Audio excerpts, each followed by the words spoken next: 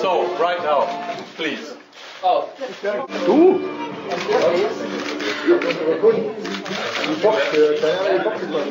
Immer hatte die Box drauf. Jungs, müssen immer irgendwo stehen.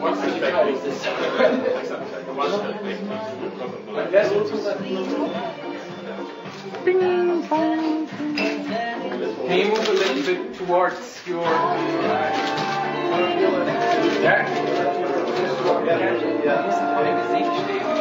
Warte mal hier. Okay. Please move a little bit on your left. Yes, okay. So, okay, danke schön. Es für Alexander gab. Also ein absolut beachtliches Ergebnis. We're gonna ask you now, how did your life change since last week, last Saturday? Well, actually, I try to remain, to stay the same person. It's everything around me that's changing, the surroundings. But I always try to remember that I have my songs, and they have been since the start, since the beginning. But I'd like to think of myself as a star, you know. We tried the first day, the first 2 days. We tried to drive me in a car all the time and with sunglasses, and that didn't work. So I take the bus as it's a little bit more Too many people. crowded, yeah, but it's still much better. Now you're in Germany? I think it's the first time that you're in Germany. Is this right? It's it's very nice to be here, and my first reaction is that everybody's smiling. Yeah. What do you expect from Germany? What have you heard about Germany? What kind of stories you heard about Germany? Well, I know that you like to party. Is that true? Yeah. Scooter and yeah. Yeah, but I know. I've heard. He was my idol when I was like 15, 16. Yeah. Really? Yeah, he was, of course. But this is not so familiar with your kind of music, no, isn't it? Then again, what's my kind of music? I know that you play a lot of instruments and you played a long time. Yeah. You have very famous parents also. I think your father is a violinist and your mother is a pianist. Yeah. Tell us a little bit about your childhood and the music in it. Well, I grew up in Minsk, in Belarus, and it was still in the communist days. So we lived in a very, very small apartment. Yeah. And when I was 3 years old, I think, my father moved to Norway.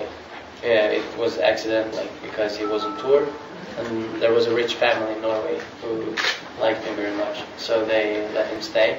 And then he saved a lot of money to make my mother and me come over. And since then I just lived in Norway. And you live to music.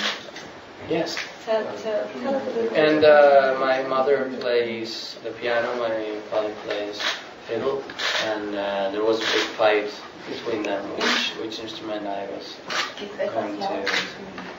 A little bit louder? Yeah? Which instrument I was going to play. Yeah. And well...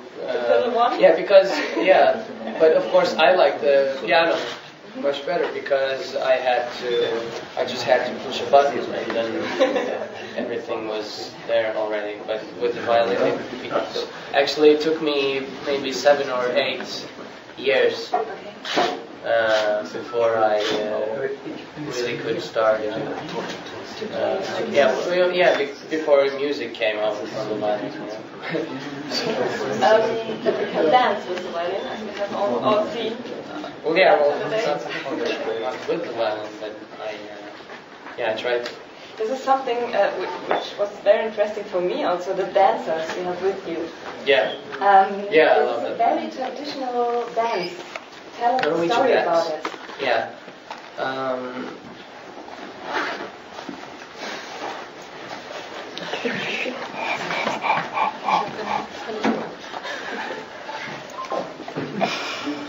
Are you all from Berlin? Munich. Munich. I meant Munich. Earlier.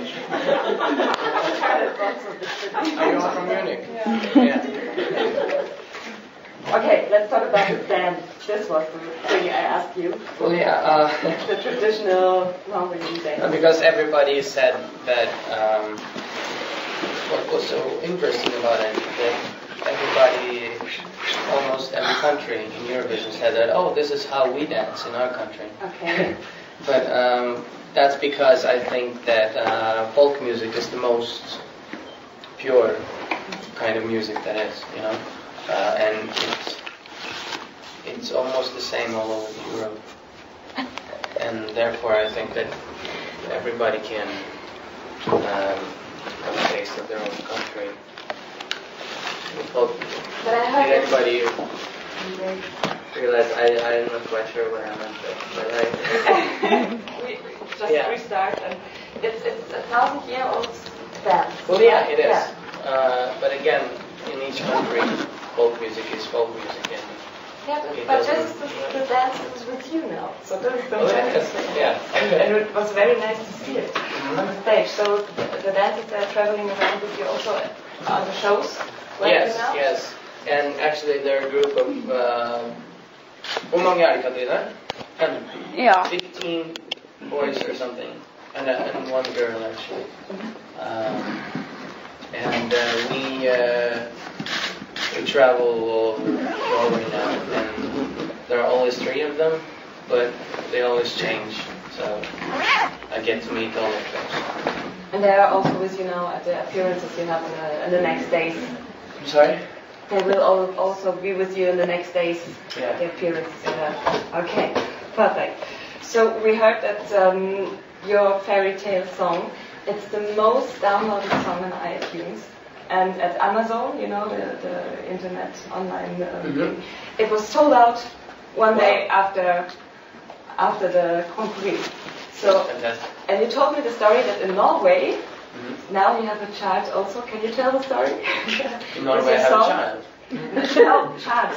Oh.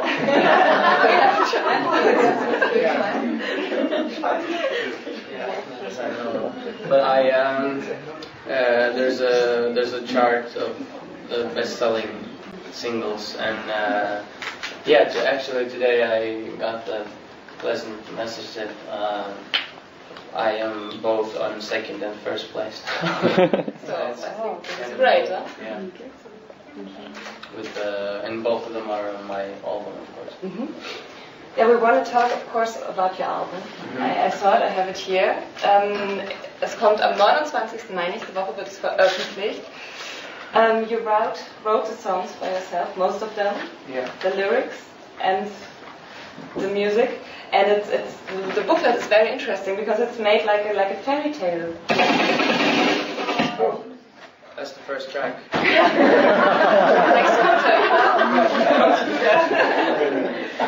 And maybe you can tell us a little bit about your songs. I think it's very nice. I just show you. You cannot see it that good, but it's very charming. Yeah, the drawings of every. Yes. And maybe you Every tell us a song, little bit about. Actually, there are a lot of animals Yeah. in the album, because I think they express feelings very well. Okay. You know, one song is about a dolphin who's swimming around the world, and he promises that someday I'll find my woman.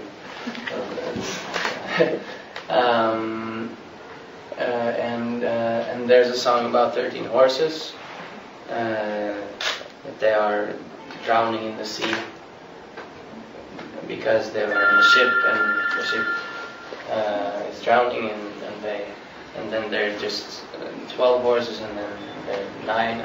It's a sad story. I don't remember how I started thinking of it. It's a little bit bizarre, but I think people will like.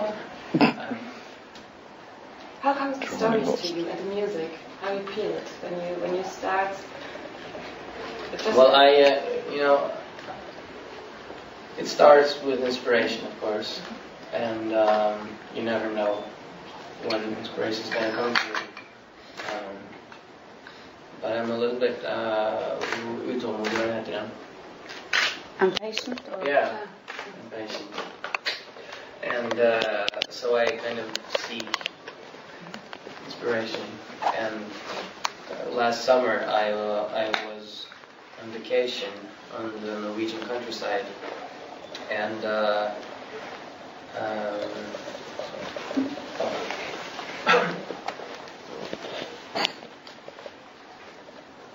oh, shit. Sorry. It's vacation. And I'm sorry.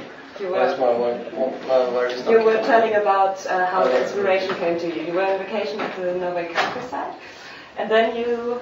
Yeah, the summer. And I started. I had the plan of knocking on people's doors Okay. and ask them if they would, if they would let me in. And then I played a concert for them, and I had to sleep over at their place. Perfect. Very nice. You told me that there's one song that is a Russian title. Yeah. And you had the music before from this Russian. Yes. Musician. I tried to show. There's a Norwegian song and a Russian song Okay. on the album, and I translated both of them. With hey, you're welcome. Translated to English.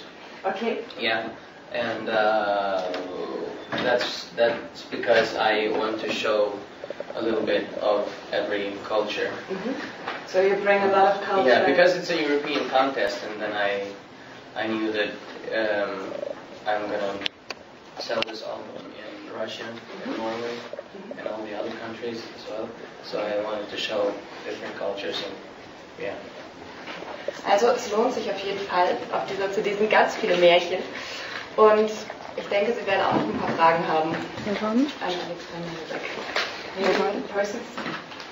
Good morning. My name is Tanya Conde. I'm working for a radio company.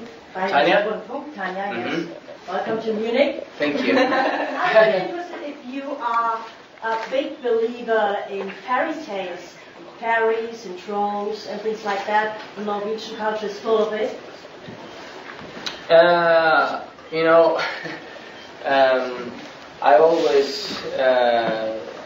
I've always liked to tell stories for children and sing for children. So the most important thing is that the younger ones believe in all those things, because I'm not the one who's going to listen to the album. But when you were younger? But when I was younger, of course. And I cried for several weeks when I found out that Santa is not real. And then nobody believes me here. He's not real. Yeah, sure. Yeah, Jessica, in your CD cover you say that your parents had to push you sometimes very hard. Yeah. How did that look? How many hours did you have to try? Yeah, I had to practice for, I had to practice for 2 or 3 hours a day. And I don't know, but I think that in Germany it's kind of normal, isn't it? It's just like in Russia, it's very strict. If you play instruments to practice that much? No. Yeah. That's good. That's very good. And that you were mad sometimes at your parents? Did Of you want course, to not every stop time. sometimes? Yeah, every time. and they, of course, they had a consciousness because they saw me crying, and sometimes they just had to let me play with the other kids, but mostly I had to be alone and practice, and they said, you'll thank us later. And several years went by and I never want to thank them actually. But now maybe I start. Maybe now it started. Marcus Nagel from Reuters TV. I would just ask you to do the first question again, because luckily the sound was no good. Firstly, how have things changed for you since you have won the Grand Prix? And secondly, what do you think the future will bring you? What are your plans for the near future or distant future? What's going to happen next? Well, Eurovision is very big, and I knew from the start that that it would be the culmination of my popularity, kind of, you know. Maybe I will do some more important things later in life and do even better music, who knows? But it's never going to be as big as this, and that's good in a way, you know, because everybody want their peak in their life, and then after 4 or 5 years, I'm far from that popular, I guess, and I can start thinking about family, raising kids. But now, I guess it's kind of funny hearing to say this, but now I'm in the middle of it, and first of all, I'm very grateful for everybody who voted for me and writes letters to me. It's fantastic. I try to answer on every of them, because I try not to think of this as an artist career, but relationships, you know, between humans. And when a little boy writes me a letter about how he wants to start playing the violin, it's, you know, it warms my heart. You also made your first movie, I think. Mm-hmm. Can you tell me something about it? And well, I didn't make it. It's no, I to be honest, you know, I have a very small part in it. But that's good, because I don't know if I still don't know if I'm a good actor, or maybe I just suck, you know. So it's good that I have the small part, because if I suck, then if I'm not good, what part is it? Then people will not. Then the movie will not be destroyed because of me. No. What kind of role is it? It's I play a gypsy, of course. With violin. With a violin. With a violin. Yeah. And but I had a good start with the theaters. I played the fiddler in the Fiddler on the Roof, and they made a part for me, especially for me. Yeah, so I was kind of the main character, and we had 98 performances in the biggest theater in Oslo. So you prefer being on stage as an actor? Yeah, but on stage, to be honest, I didn't have any lines. I just sang and I danced and played, with all those like phases, but then it's very strange, because then I received the Norwegian Theatre Prize that year. The best newcomer. So of course, then I started to think that maybe this is going to be a part of my career, you know, acting. But who knows? Yeah, you can do both. Let's hope so. But again, there's nothing as big as Eurovision. So I try always to think of it that I don't want to end when I'm 40 years old. I don't want to still try to think that I'm a teenage idol. But today you're going to be at the Dome. Yeah. TV show, the Dome, and you yeah. have a grand entrance there, and you're with the Pet Shop Boys on stage, Sunrise Avenue. Fantastic. Yeah. What kind of feeling is this to be on the same stage with such big artists? First of all, I look forward to meet Scooter. My big There it is again. Yeah. and then it's gonna be there's gonna be a lot of audience, right? Yes. Yes. It's gonna be nice to finally meet all of those people. Well, of course, I don't think that everybody in the audience voted for me, but still, I got a lot of points from Germany, and that's what I think about all the time when I'm here.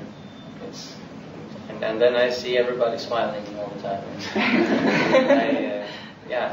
I enjoy it very much. Your song Fairy Tale is about your first love. Yeah. What was so special about it, and can you tell something about it? Well, How did it start? I think you know. Didn't you all have your first love? Hopefully. Yeah. And although later we start thinking what's best for me, who is my best partner, who is the best to raise children with, but the first feeling of love, you will never forget. Although maybe you can forget the feelings, but you will always have the what do you call it? I know what you mean. It's inside of you. Yeah. Very deep inside. Yeah. Thanks. So it's that's why it was so easy for me to be real on stage, because it wasn't about that I'm in love with the girl right now, the way she is, but I'm in love with something that happened years ago. Yeah, and we're always gonna be in love with that feeling. So it was not a tragic love in the end? Well, no. It started out good.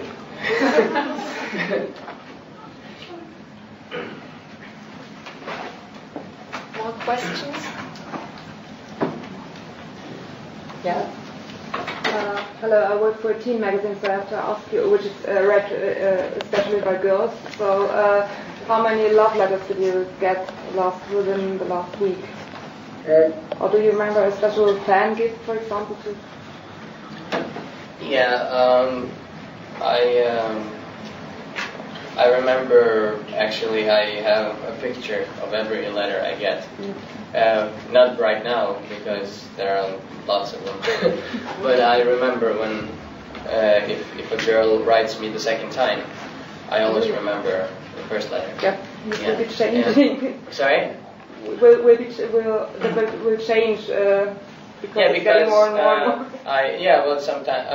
Because I always try to write a small card and send it back, with the autograph or something. But then they start writing me back, and then I suddenly become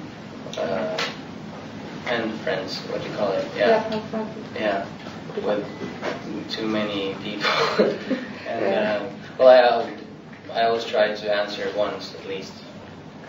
And of course, someone is more special than others. Someone writes me love songs, and somebody even did a very big drawing of me. And people. That's what makes it so great. But that's always why that's also why I wanted to become an artist and not a composer. Because if I just wanted to stay out of the light, and I just could be a composer. But then I wanted to have that communication with all those people. So. But you have it in some special way also with your music. You write songs for people, and what do you think? Why should people listen to your music? I think that if people who are tired of complex things just want to relax, I think this album is very easy to listen to and easy to understand, unless you live in China or something, because the lyrics are very, very easy. I don't have a good vocabulary, so I always write very simple text. Yeah, but sometimes a simple text comes more than if it's complicated. Absolutely. There you go, Tanya. Yes. So you really took the bus in Oslo after 2 days going in a big limousine? Did I get that right? Yeah, well, actually it was a boat because I live on a what you call when it's half an island, which is related to the main city. It's half island. Yeah, and instead of the third day, instead of taking a private car like this, I just took the boat trip, which is just 15 minutes really. So you like the direct way as well? So you like the direct way? Yeah, and if it means that I have to write 150 autographs on that boat trip, it's fine by me. So you had to write those autographs? You had to write those 150 autographs? Well, I don't have to. No, but as you were on the boat, so many people asked you. Yeah. Alexander, thank you very much. Well, we heard you a have lot been very about nice you. In Munich. Enjoy Germany. Hopefully you get a lot of smiles. Yes.